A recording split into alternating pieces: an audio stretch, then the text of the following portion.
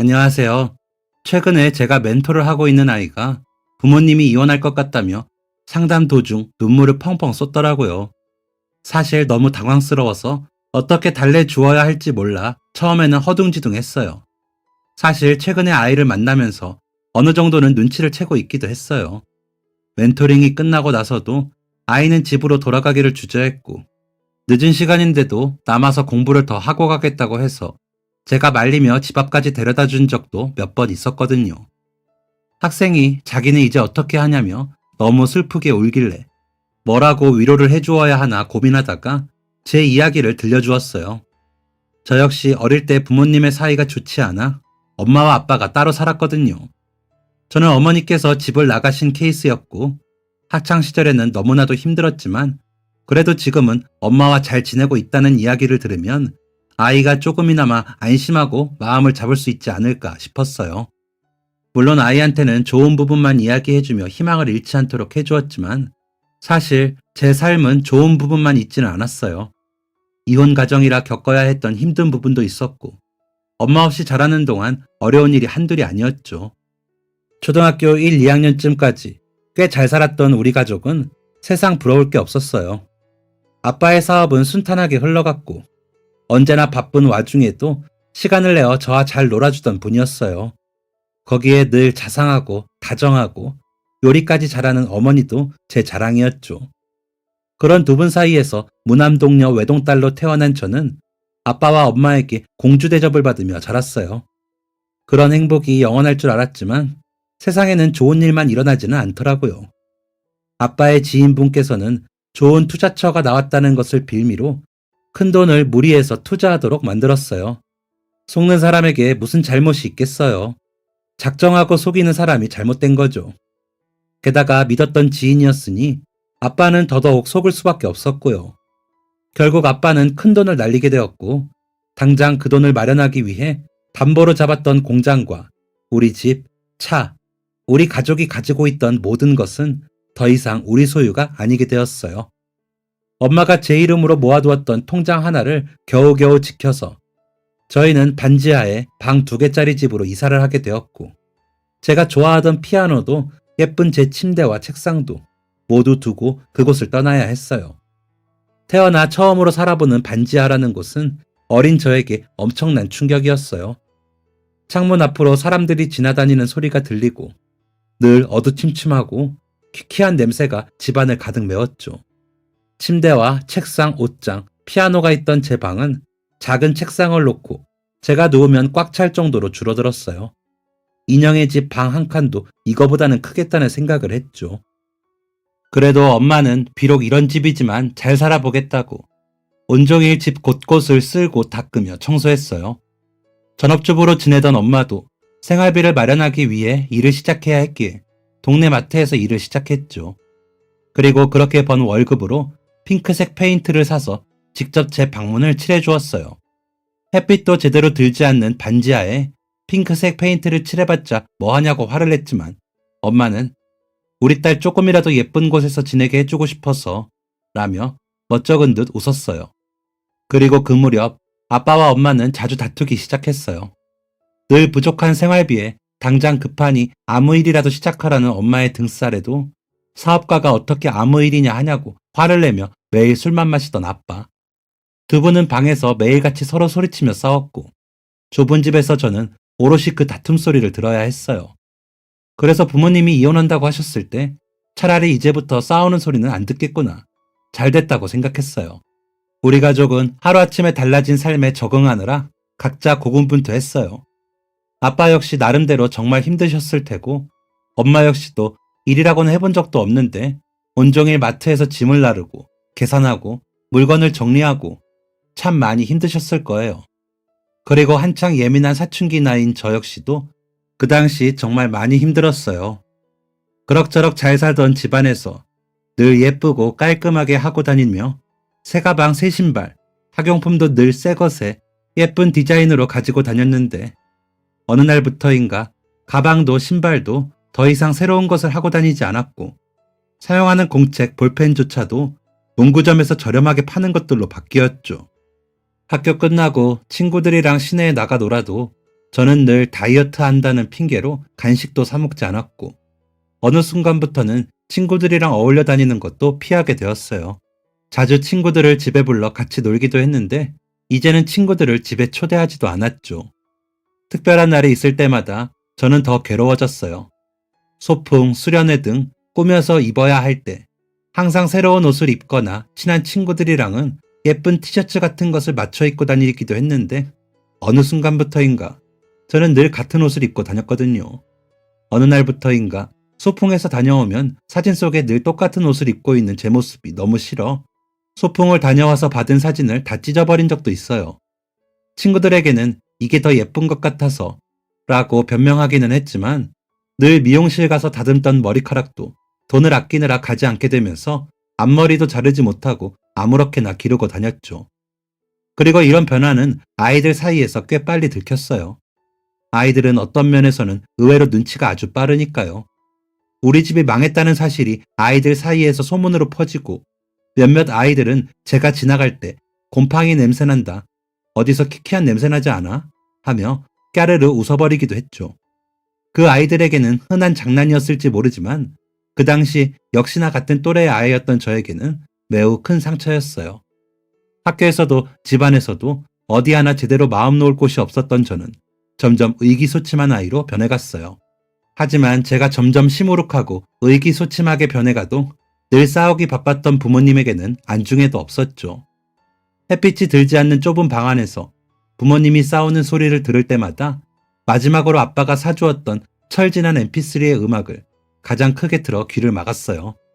마지막으로 웃었던 게 언제인지, 가족들이 함께 밥을 먹었던 게 언제인지조차 기억이 나지 않을 때쯤 엄마랑 아빠는 이혼했습니다. 엄마랑 아빠는 서로 소리만 지르다가 결국은 진짜 지긋지긋하다, 더는 너랑 못 살겠다 라고 하며 이혼해, 이혼하자고 를 몇 번이나 외치더니 결국 실행에 옮겼어요. 그리고 엄마는 저에게 미안하다는 말만 남긴 채 집을 나갔어요. 그 당시 엄마가 돈을 벌고 있기는 했지만 친할아버지와 할머니께서 생활비를 보내주고 계셨기에 아마 엄마와 사는 것보다 아빠와 지내는 게 더 낫다고 생각하신 것 같아요. 엄마가 집을 나가고 나서 아빠는 더더욱 술독에 빠져 살았어요. 아빠가 술에 취하지 않은 모습을 본 게 언제인지 기억도 나지 않았죠. 엄마가 나가신 후 가끔 할머니께서 반찬 같은 것을 챙겨 집에 들르고는 하셨어요. 그럴 때마다 엄마 욕을 엄청나게 했던 것 같은데 사실 기억은 잘 안 나요. 그 당시 저는 엄마도 아빠도 할머니도 선생님도 친구들도 남들이 하는 모든 이야기는 그냥 귀 닫고 듣지 않았거든요. 집에 오실 때마다 할머니께서는 네가 딸이니까 아빠를 잘 챙겨야 한다 라고 하셨는데, 사실 어떻게 챙기라고 하신 건지 잘 모르겠어요. 저 역시도 그때는 어렸고 어릴 때부터 어머니가 계시지 않아 이것저것 할 줄 아는 게 많은 것도 아니었거든요. 항상 엄마가 해주는 밥을 먹고 지냈었는데 갑자기 엄마가 없어져서 저 역시도 그제야 겨우 라면 끓이는 법을 배우는 중이었죠. 그리고 어차피 아빠는 늘 술에 취해 있는데 뭘 챙겨야 할지도 모르겠었어요. 아빠는 엄마가 집을 나가고 나서 그야말로 폐인이었어요. 그전에도 술을 많이 드시긴 했지만 그래도 엄마가 말리고 엄마랑 싸울 때는 정신을 차리고 있던 때도 있었는데, 이제는 맨날 밖에서 취해 있거나 아니면 취해서 집에서 잠들어 있거나 했거든요. 그래서 엄마랑 이혼한 이후로는 아빠 얼굴을 본 적이 있었나 싶은 정도로 기억이 가물가물해요. 그리고 그렇게 술만 드시던 아빠는 결국 제가 중학생쯤 세상을 떠나셨어요. 그날도 밖에서 술을 마시고 잔뜩 취해서 걸어오시다가 발을 헛디뎌서 넘어지며 머리를 크게 다쳤다고 해요. 병원으로 옮겨졌지만 결국 돌아가셨고 저는 갑작스럽게 고아가 되었어요. 집을 나간 이후로 엄마는 연락도 되지 않았기에 아빠가 돌아가셨다는 사실을 알릴 수도 없었죠. 알린다고 해도 장례식에 왔었을지는 잘 모르겠네요. 아빠가 돌아가시고 할머니, 할아버지께서 저를 걷어주시지 않을까 하는 기대도 있었지만 전 여전히 곰팡내가 가득한 반지하에 살고 있었어요.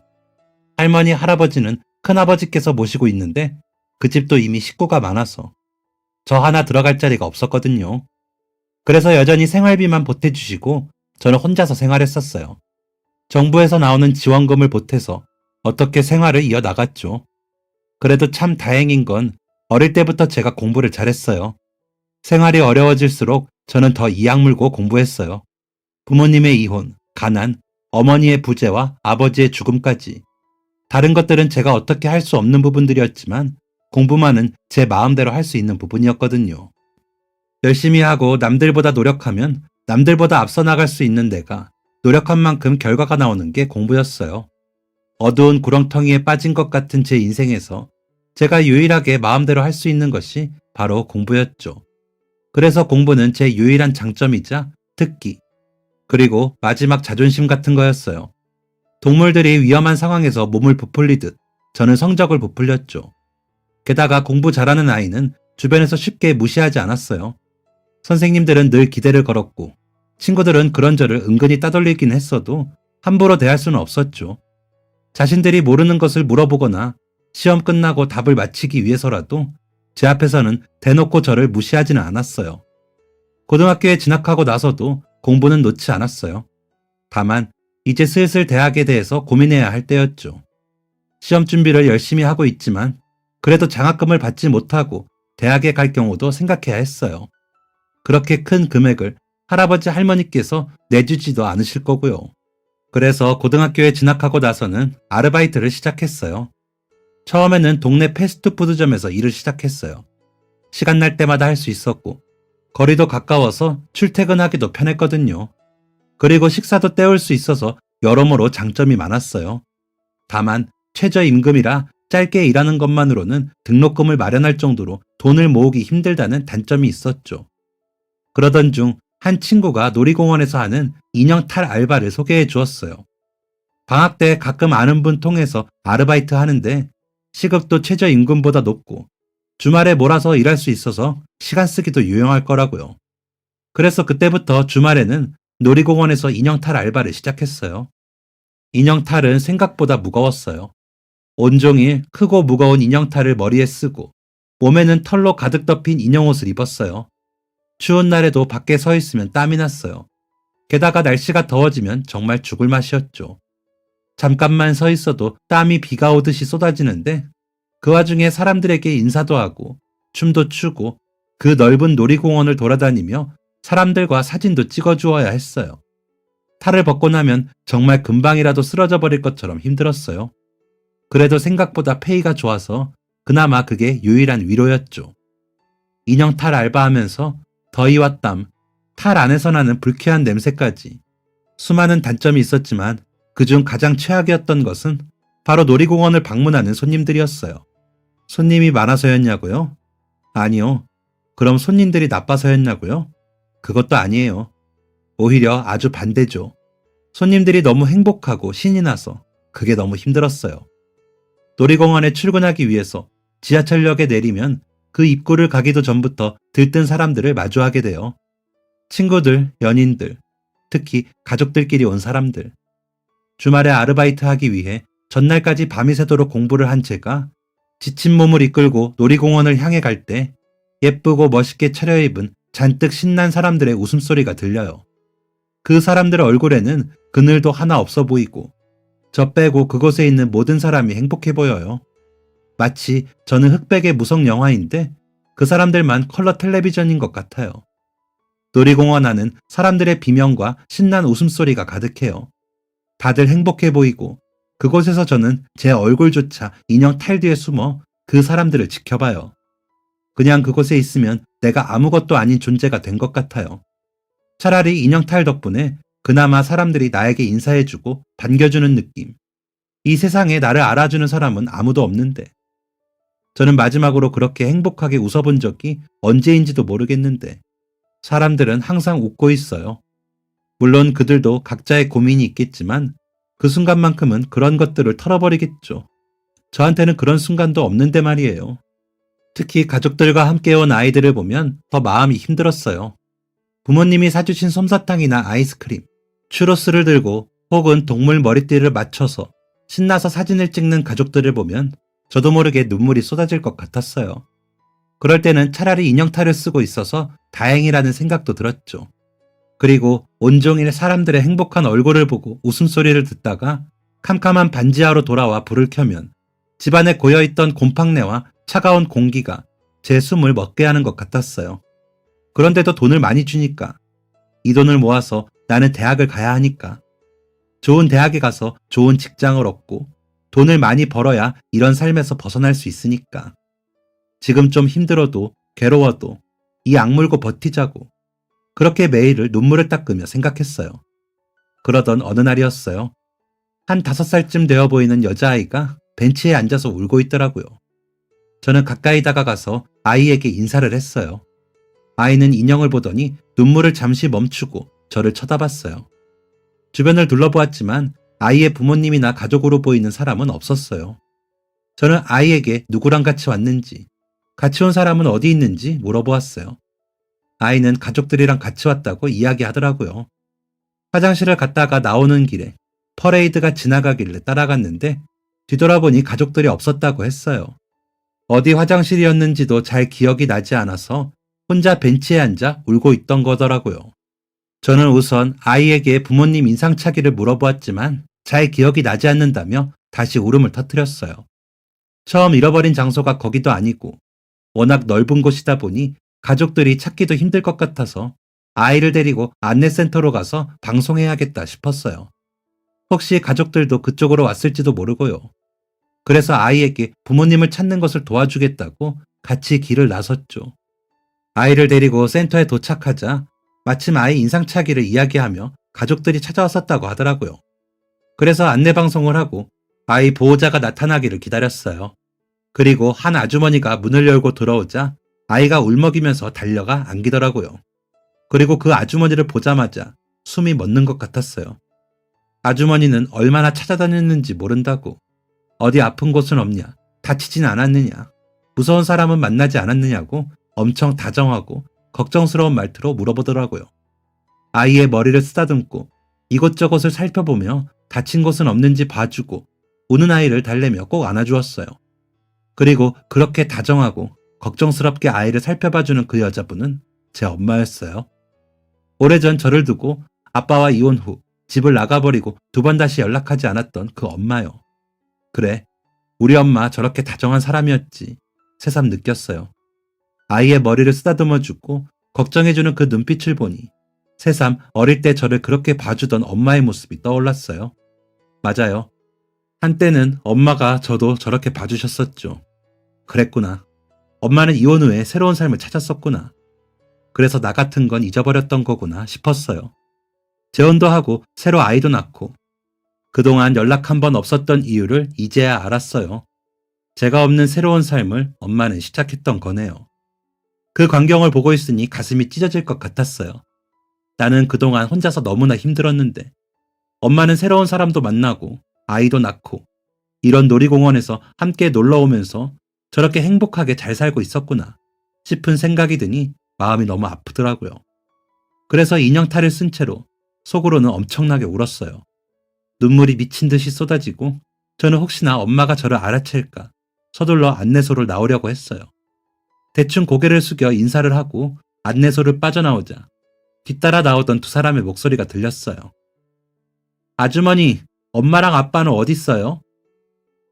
저는 빠르게 걸음을 옮기려다가 그 자리에서 멈추고 말았어요.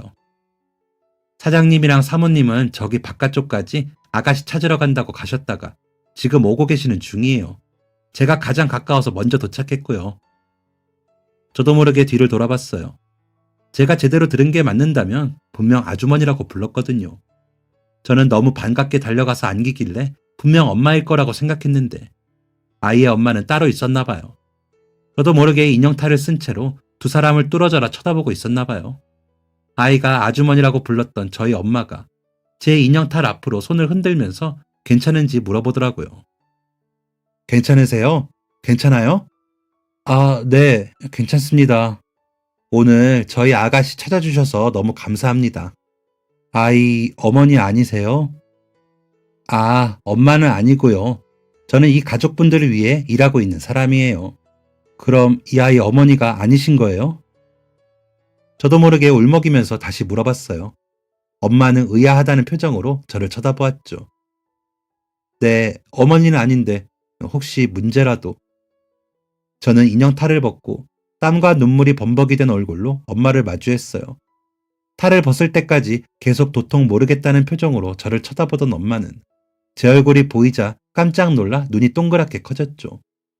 온통 눈물과 땀으로 난리가 난 제 얼굴을 보면서 엄마는 어쩔 줄 몰라 했어요. 아이고, 아이고를 반복하며 입술을 파르르 떨고 있었죠. 그러더니 떨리는 두 손으로 인형탈을 입은 제 팔을 쓸어내리고 얼굴을 감싸 안으며 금방이라도 눈물이 터져 나올 듯 촉촉해진 눈망울로 제 얼굴을 살폈어요. 우리, 우리, 우리 딸, 우리 딸, 우리 딸이었니? 때마침 뒤에서 아이의 부모님인 듯한 분들이 뛰어오셨어요. 엄마는 저에게 잠시만 기다려달라고 이야기하더니 아이를 데리고 부모님에게 다가갔어요. 부모님은 아이를 꼭 안아주었고 엄마는 무엇인가를 한참 이야기하며 몇 번이나 고개를 숙이더니 다시 저에게 돌아오셨죠. 지금 일하는 중이니? 엄마는 이제 시간 되는데 혹시 잠깐 이야기할 시간 있을까? 저는 잠깐 고민했지만 몇 년 만에 만난 엄마이기도 하고 또 무슨 이야기를 하실지 궁금하기도 했어요. 어쩌면 한편으로는 그동안 저 역시도 엄마를 너무 그리워했기에 반가운 마음과 보고 싶었던 마음이 섞여서 못 이기는 척 그러겠다고 했는지도 모르겠네요. 저도 곧 퇴근이에요. 그럼 얼른 옷 갈아입고 나올 테니까 입구에서 만나요. 저는 일부러 쌀쌀맞은 듯 이야기를 하고 옷을 갈아입으러 갔어요. 인형탈을 벗고 옷을 갈아입는데 정말 심장이 미친 듯이 뛰더라고요. 무슨 말씀을 하시려나 너무 궁금하기도 하고 그동안 엄마는 어떻게 지내셨을까 궁금하기도 했어요. 퇴근을 완료하고 놀이공원 입구로 나왔더니 멀리서 저를 기다리고 있는 엄마의 모습이 보였어요. 엄마에게 걸어가고 있는 이 순간도 마치 꿈을 꾸는 것 같았어요. 매번 이 길을 출근하고 퇴근하면서 한 번도 누군가가 저를 기다리거나 여기서 누군가와 약속이 있던 적이 없었는데 어떤 사람이 그것도 우리 엄마가 나를 기다리고 있다니 정말 꿈을 꾸는 게 아닌가 싶어 제 팔을 살짝 비틀어 꼬집어 보았어요. 다행히 꿈은 아니더라고요. 엄마는 밥은 먹었냐고 물어보면서 맛있는 걸 사주겠다고 했어요. 뭐 먹고 싶냐고 물어보길래 저는 아무거나 상관없다고 이야기했고 저희는 근처에 있던 피자 가게로 들어갔어요. 어색하게 앉아서 주문하고 음식이 나오는 동안 서로 마주 보았는데 이게 진짜 꿈인가 생시인가 싶고 너무 어색하더라고요. 잘 지냈니? 엄마가 먼저 저에게 질문을 건넸어요. 어떨 것 같은데요? 저도 모르게 톡 쏘아붙이듯이 엄마한테 말했어요. 엄마는 멋쩍고 미안한 듯 괜히 마른 손을 비볐어요. 그동안 엄마 많이 원망했지? 많이 미웠지? 저는 아무런 대답 없이 고개만 떨구고 있었어요. 거기서는 아르바이트 하는 거야? 네, 생활비도 필요하고 대학 들어갈 때 등록금도 필요해서 미리 모아두려고요. 그랬구나. 일은 힘들지 않아? 괜찮아요. 할만해요. 주문한 음식이 나오고 엄마는 피자를 덜어 제 접시에 올려주었어요. 음료수에 빨대도 꽂아서 제 앞에 가져다 주었죠. 그 장면이 뭔가 낯설기도 하고 내심 엄마가 챙겨주는 게 좋기도 했어요. 한동안 말없이 밥을 먹다가 엄마는 미안하다는 말을 꺼냈어요. 저도 모르게 그 한마디에 눈물이 터져 나왔어요. 엄마는 우는 제 얼굴을 몇 번이나 닦아주면서 계속해서 미안하다고 이야기했어요. 미안하다 우리 딸. 미안해. 미안하다. 제가 울음을 멈출 때쯤 엄마는 그동안 자신이 어떻게 지내왔는지 이야기했어요. 당장 경제력이 없어 이혼할 때 저를 두고 가야 했던 이야기부터 시작했죠.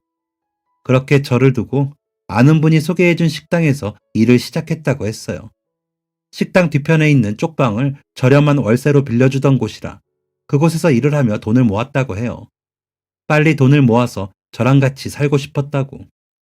그래서 먹는 거, 입는 거 아무것도 안 쓰고 일하고 돈만 모았다고요. 엄마는 아빠랑 이혼할 때 매일 술 때문에 싸우던 이유도 있었지만 할머니, 할아버지 때문이기도 하다고 했어요. 아빠의 사업이 잘못된 것에 대해서 할머니랑 할아버지, 그리고 큰아버지, 큰어머니까지 모두 엄마를 탓했다고 해요. 엄마의 잘못이라고 이야기했던 이유도 다 말이 안 되는 것들이었어요. 엄마가 과소비하고 살림을 제대로만 살았어도 아빠가 돈을 더 벌기 위해서 투자하려고 하지도 않았을 거다.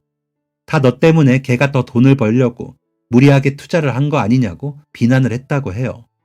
그뿐만 아니라 옆에서 너는 말리지 않고 뭐 했느냐부터 시작해 결혼할 때부터 두 사람 궁합이 좋지 않아서 결혼하면 망할 사주라고 하더니 결국 엄마 때문에 아빠 사업이 망한 거라고 시댁 식구들이 모두 한마음으로 엄마를 몰아세웠더라고요. 엄마는 저를 생각해서 어떻게든 참아보려고 했다고 해요. 아빠의 술주정과 매일 반복되는 다툼, 걸핏하면 전화로 폭언을 계속하는 시댁 식구들, 거기에 생계를 책임지느라 매일 반복되는 고된 일들까지. 자기 혼자 이 집안을 일으키려고 아등바등 하는 것도 시간이 지나면서 점점 지쳐갔다고 해요. 솔직히 너무 힘들었다고 해요. 한 번씩 생활비를 받으러 시댁에 갈 때마다 계속되는 폭언에 할머니, 할아버지는 엄마 때문에 집안이 부정탄 거라며 대문 앞까지 쫓아나와 소금까지 뿌렸다고 하더라고요. 그래서 자기도 모르게 너무 지쳤고 벗어나고 싶다는 생각이 컸다고 해요. 어린 저를 위해서 어떻게든 참아보려 했지만 도저히 버틸 수가 없었고 그러지 말았어야 했는데 그 상황에서 저만 두고 집을 떠난 것이 가장 후회된다고 하더라고요. 같이 고생하더라도 그때 저를 데리고 나갔어야 했는데 괜히 저를 위한답시고 저를 더 힘들게 한 것 같다고요. 그리고 한편으로는 이혼하고 어린 딸을 혼자 떠안게 되면 그렇게라도 아빠가 정신을 차리지 않을까 하는 생각도 있었다고 해요. 원래는 성실하고 무척 좋은 사람이었으니까. 어쩌면 정신을 차릴 만한 동기부여가 필요한 것이 아닐까. 그러고 나면 다시 예전에 성실했던 사람으로 돌아오지 않을까 기대한 것도 있다고요.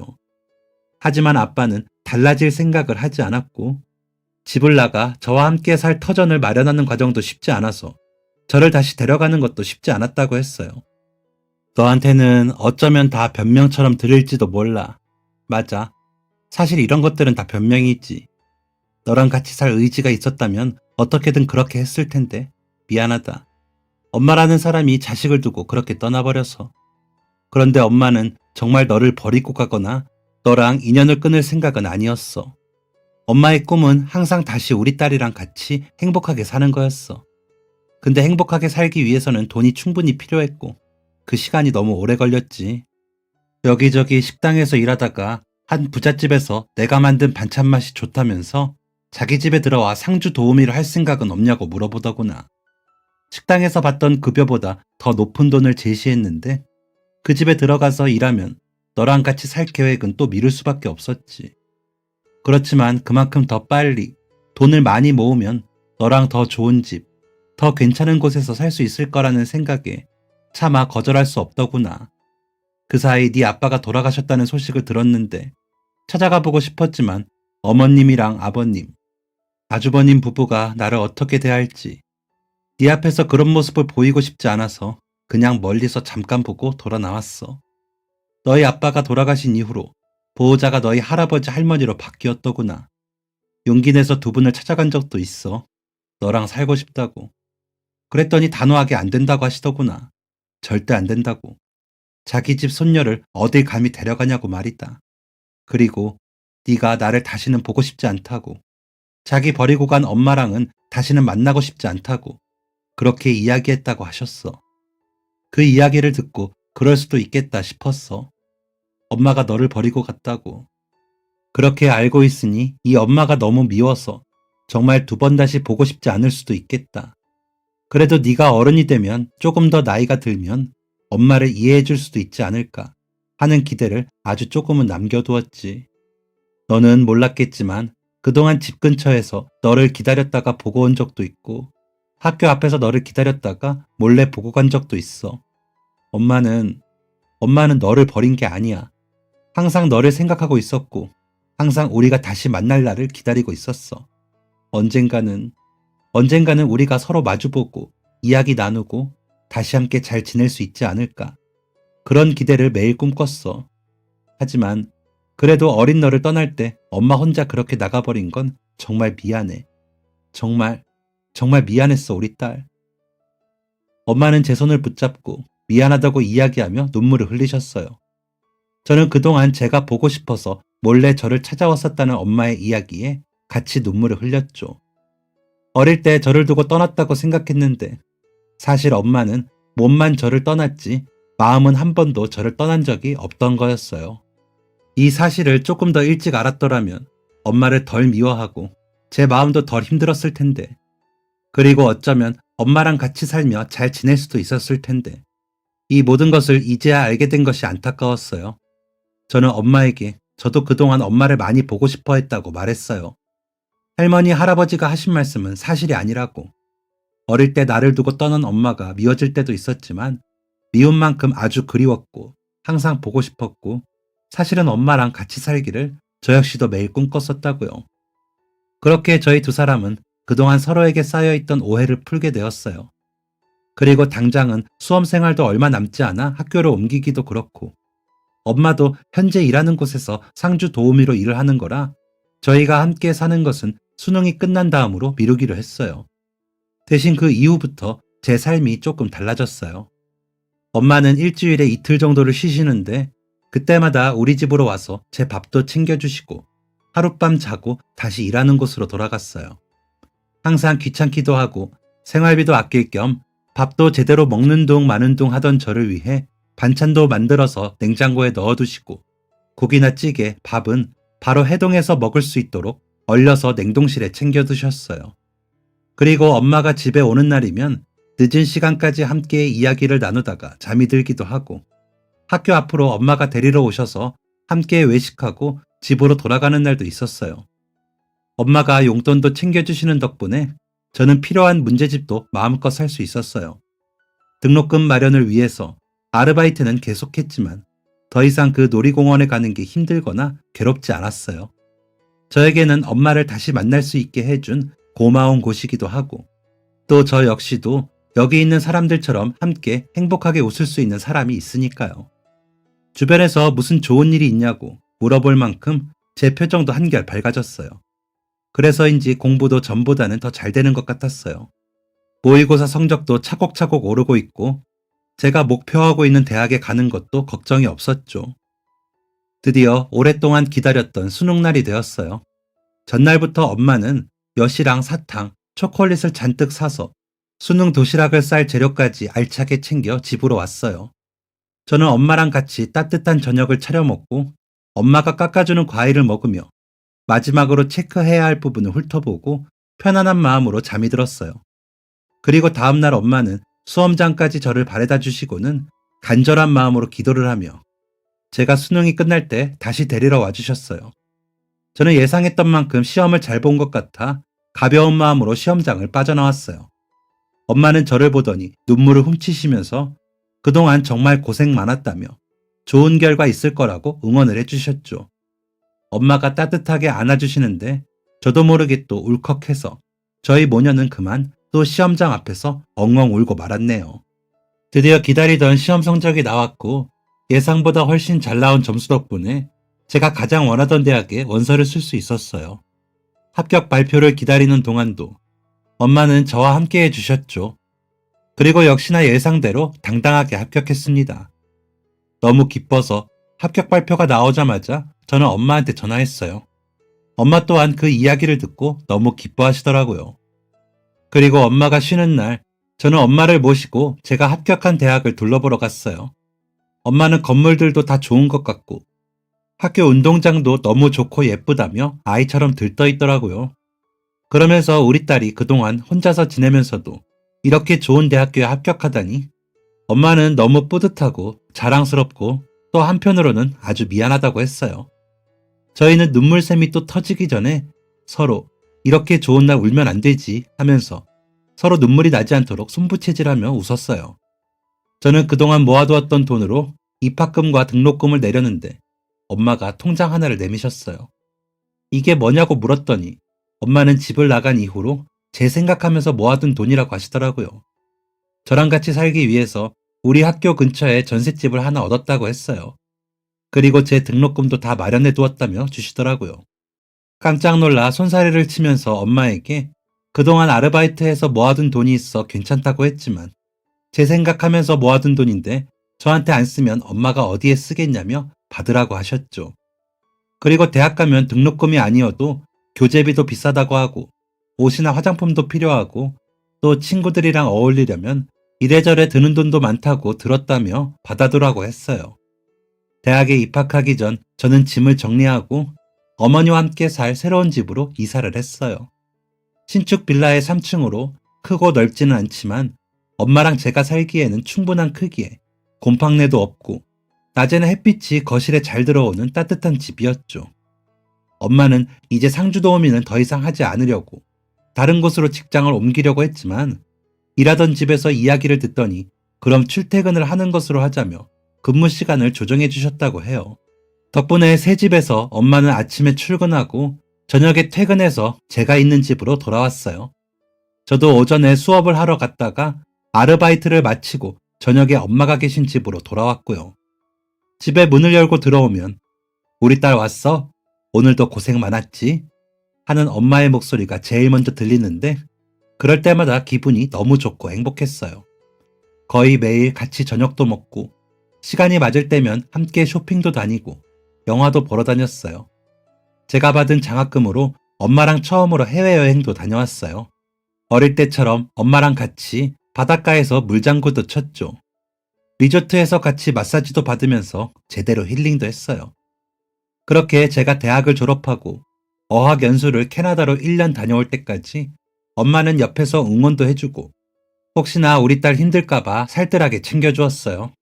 저도 아르바이트 하니까 용돈은 필요 없다고 말해도 제가 버는 돈은 아껴서 저 필요한 데 쓰라며 굳이 용돈을 챙겨주셨죠. 애써서 뒷바라지 해주신 덕분에 저는 대학도 무사히 졸업하고 어학연수로 스펙도 쌓고 지금은 유명한 해외 브랜드 화장품 회사에서 마케팅 분야를 담당하고 있어요. 연봉도 꽤 높아서 처음 월급을 받았을 때는 이게 정말 내가 받은 월급이라니 하며 깜짝 놀랐죠. 학생 때 아르바이트 하며 받은 월급과는 차원이 다르더라고요. 첫 월급으로는 요즘 많이들 한다는 호캉스를 선물했어요. 멋진 야경이 내려다 보이는 높은 호텔방에서 엄마랑 룸서비스도 주문해서 먹었죠. 저도 그런 경험은 처음이라 신기하더라고요. 그리고 높은 곳에서 내려다보는 도시의 불빛은 반짝반짝 참 예뻤어요. 그 야경도 참 예뻤고 그 야경을 보면서 너무 예쁘다고 감탄하는 엄마를 보며 또 다른 꿈을 갖게 됐어요. 얼른 돈을 모아서 이번에는 예쁜 풍경이 보이는 아파트로 엄마와 함께 이사를 하겠다고요. 그래서 다시 열심히 돈을 모으고 있어요. 그리고 최근에는 시간이 날 때 지역 내에 어렵게 사는 고등학생 친구들에게 멘토링도 하고 있어요. 공부도 봐주고 아이들 이야기도 들어주고 대학 준비는 어떻게 해야 할지, 전공이나 취업 방향은 어떻게 진로를 정해야 할지도 상담해주고 있죠. 대부분은 공부를 봐주는 건데 사실 학원이나 과외를 하는 친구들, 특히 유명한 학원에 다니거나 전담 코디라고 해서 대학까지 합격할 수 있도록 도움을 받는 친구들은 혼자서 대학 준비를 하는 친구들이 따라잡기가 쉽지 않아요. 물론 학교에서 선생님들도 많이 도와주시지만 선생님은 그 학생 하나만을 봐주는 게 아니기 때문에 꼼꼼하게 신경 써주시기가 사실 쉽지 않죠. 그러다 보니 집안이 어려운 친구들일수록 정보력 부분에서도 많이 부족할 수밖에 없어요. 저 역시 혼자서 힘들게 공부하면서 어려운 부분들을 직접 겪어보았기 때문에 그 친구들의 사정을 잘 이해할 수 있죠. 게다가 어떤 도움이 필요한지를 잘 알기 때문에 그 친구들을 더 잘 도와줄 수 있고요.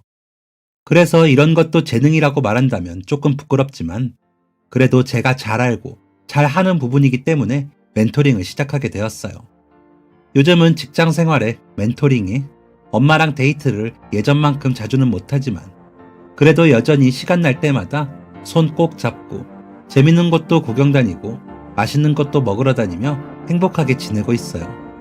그리고 혹시나 이 사연을 제가 멘토링하는 학생들이 들을지 아닐지 모르지만 우연이라도 듣게 된다면 부모님이 이혼한다고 하더라도 그 사랑이 변하는 것은 아니니 너무 슬퍼하지 말라고 전해주고 싶네요. 긴 사연 들어주셔서 너무 감사합니다. 항상 건강하시고 행복하시길 바랍니다. 지금까지 사연 들어주셔서 감사합니다. 사연이 재밌으셨다면 구독과 좋아요를 눌러주세요. 감사합니다. 안녕히 계세요.